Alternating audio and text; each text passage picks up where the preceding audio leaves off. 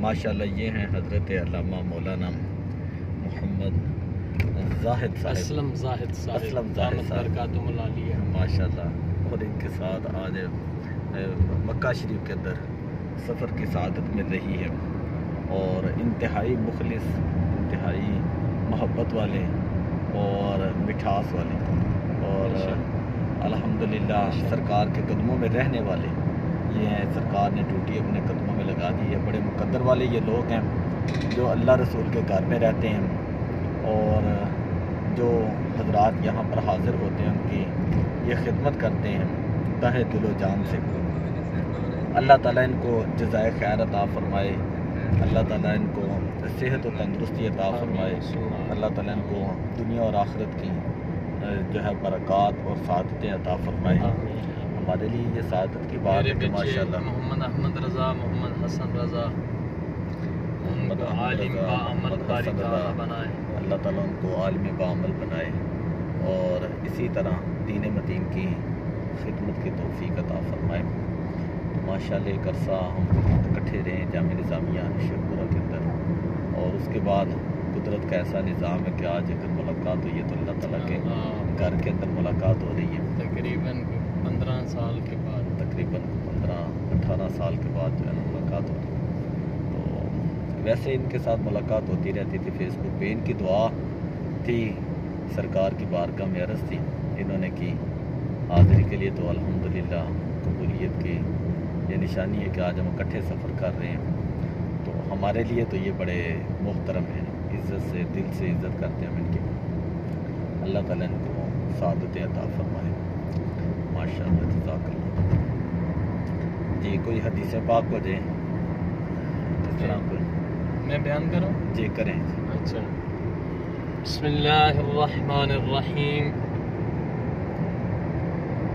قال النبی صلی اللہ علیہ وسلم لا یؤمن احدکم حتی اکون احب الی من والدہ وولدہ والناس اجمعین۔ اس حدیث مبارکہ کا ترجمہ اور پھر اس کے بعد ایک سنی کی ترجمانی،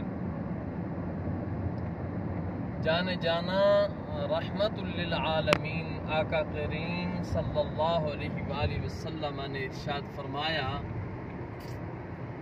اس وقت تک کوئی شخص کامل مومن نہیں ہو سکتا، کب تک؟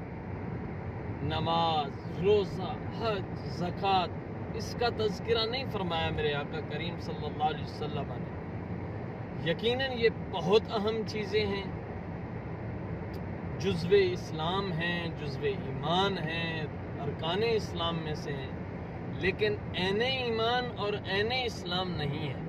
سبحان اللہ۔ کیونکہ نماز اچھی، روزہ اچھا، حج اچھا، زکوٰۃ اچھی، میں باوجود اس کے مسلمان نہیں ہو سکتا، نہ جب تک کٹ مروں خواجہ بطحا کی عزت پر، خدا شاہد ہے کامل میرا ایمان ہو نہیں سکتا۔ تو میرے آقا کریم صلی اللہ علیہ وسلم نے فرمایا کہ میری محبت والد سے بڑھ کر، اولاد سے بڑھ کر، اور سارے لوگوں سے بڑھ کر جب تمہارے دل میں نہیں ہوگی، کامل مومن نہیں ہو سکتے۔